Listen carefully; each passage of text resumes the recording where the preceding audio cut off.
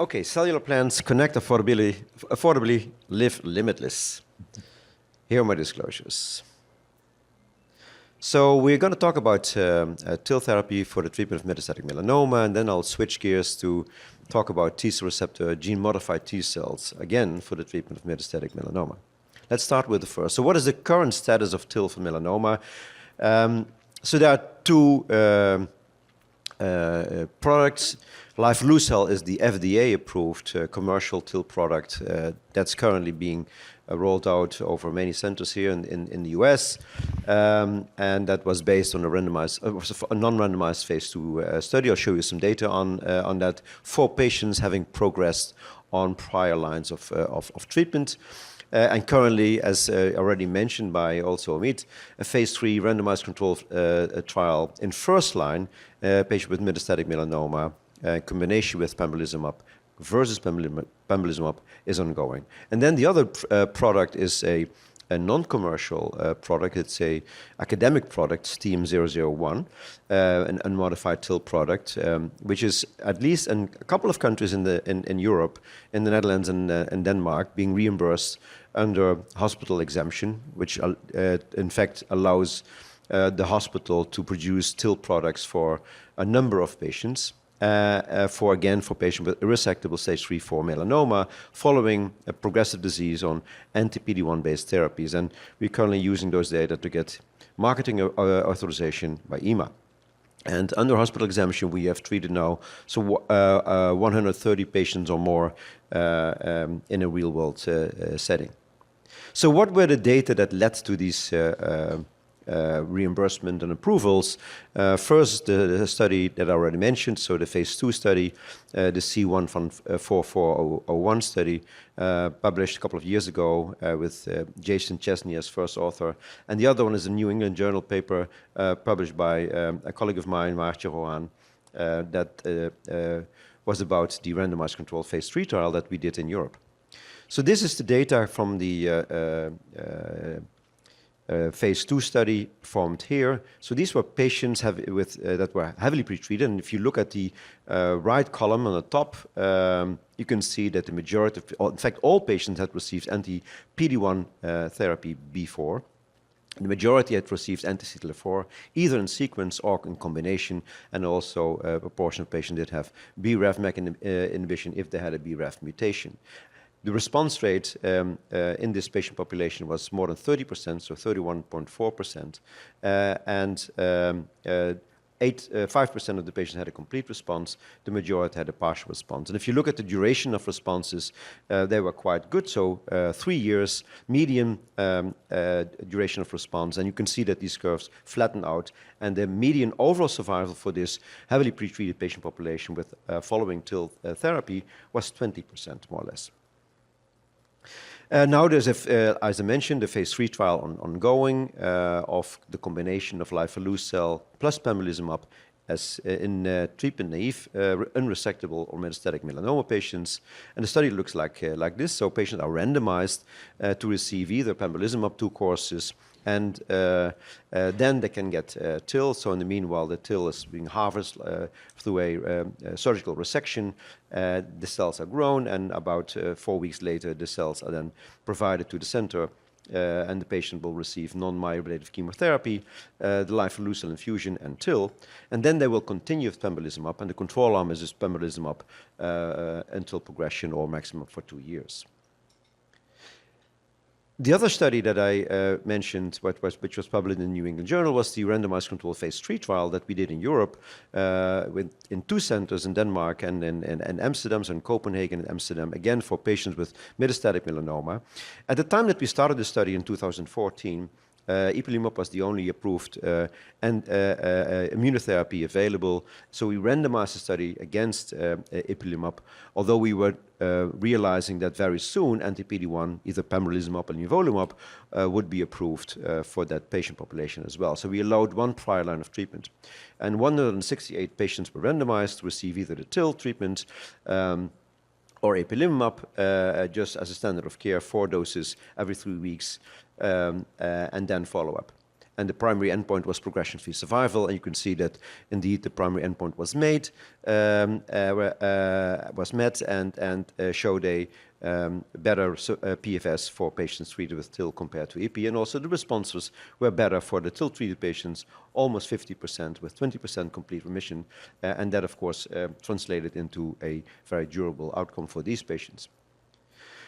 But there's more. So there's another study ongoing currently with a engineered TIL product, which looks very interesting. It's the OBX115 study, where the TIL are being genetically modified to express a membrane-bound IL-15 under a small molecule drug that allows it to be produced. So normally, the membrane-bound, the gene encoding the membrane-bound IL-15 is being degraded, but in the presence of acetazolamide, which is a drug that's being used for glaucoma, then this membrane-bound IL-15 is not degraded, moves to the cell surface, and there in cis or in trans, it can help T cells to proliferate. So this is an interesting drug because it doesn't require interleukin-2 as part of the normal TIL treatment. So in this study, there were 3 dose cohorts, dose level 1 with a low dose of cells, 30 billion, and a low dose of acetazolamide. And then they moved up to, let's say, dose level 3, which was a high dose of TIL consisting of 100 billion transduced cells and a high dose of acetazolamide of 500 milligrams per day. And you can see these patients receive a much lower dose of lymphodepletion, and that is because, you know, you can propagate the cells by giving the drug acetazolamide. You don't need the interleukin-2, so perhaps you'd also need less lymphodepletion. And the drug is given in the first week after infusion, then a week not, then again a week, 3 weeks later another week, and then every 6 weeks until for a year more or less. And that's what the treatment looks like. And if you look at the side effects, you can see that the majority of these side effects are grade 1 or 2, very little grade 3 side effects, and they're only occurring very early on, but not late. And if you look at the responses, especially in dose level 3, you can see only a few patients have been treated, 6, but the response rate was high, 67%, and 1 complete responder was seen. So, and that all without interleukin-2 addition. Then there was another trial in uveal melanoma, which was presented by Uday Kamula at SITC last year. And so TIL are being generated from patients with metastatic uveal melanoma, and they can look whether in these TIL that you generate during culturing have reactivity against the autologous tumor. And if that's the case, then they're called reactive TIL. And you can see that if you give reactive TIL, which makes a lot of sense, the chance that these patients respond is much higher compared to if you give non-reactive TIL. And they're currently trying to develop a gene test to rapidly predict whether the TIL that they are getting from a lesion is going to lead to a reactive TIL product or not. And here you can see the spider plots plot where you see that also in uveal melanoma with treated with TIL, especially when these patients receive reactive TIL, these can be quite durable. So let's switch now to the gene-modified cells coming from the circulation, from peripheral blood, so T-cell receptor gene-modified cells. And there are 2 flavors, as you know. We can modify T cells with a chimeric antigen receptor. And a chimeric antigen receptor recognizes a cell surface protein.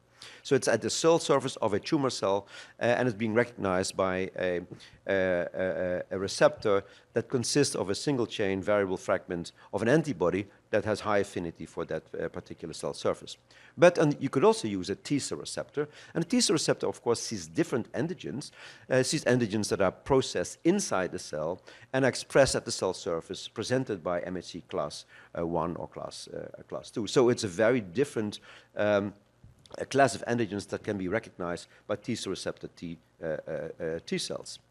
So we can modify peripheral blood cells after leukapheresis. You can modify these cells using a viral vector, a lentiviral or retroviral vector, and you can introduce a new T-cell receptor encoding a T-cell receptor that can recognize a antigen that's expressed by tumor cells with a very high affinity.